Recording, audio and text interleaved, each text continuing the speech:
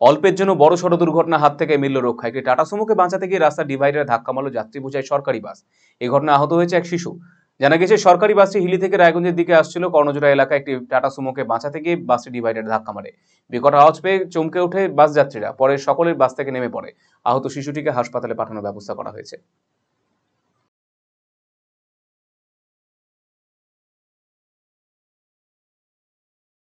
এখানে তো হঠাৎ করে দেখি যে একটা বিশাল একটা শব্দ হলো, তো আমরা তো ভয় পেয়ে গেলাম সবাই।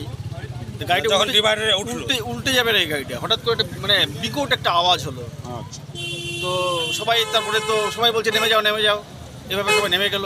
তারপর নেমে দেখি একটা বাচ্চা, ও খুব কান্নাকাটি করছে। তো বাচ্চাটার মাথায় এইরকম পশনে ও লেগেছে।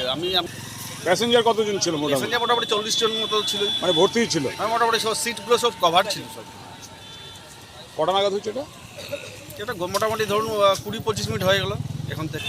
স্যার ওই গাড়িটা ছিল সৌম্য ছিল না, নালে বোলেরো ছিল, দুটার মধ্যে একটা বোলেরো? দেন। হ্যাঁ, বোলেরো ছিল। ওটাকে বাঁচাতে গিয়ে ডিভাইডার উঠাই দিয়েছে। স্যার তারপর না না, ও আমাকে মারতো, আচ্ছা, কোনো উপায় ছিল না। ও ভেঙে গেছে? ও তো ভেঙে গেছে স্যার, তখন কাট মারি তো ভেঙে গেছে স্যার। আমি দাঁড়েও আর আপনার গাড়িতে প্যাসেঞ্জার কেমন ছিল? প্যাসেঞ্জার তো শিখেছিল স্যার, মানে ওখান থেকে আমি কেটে বার করছিলাম গাড়িটা।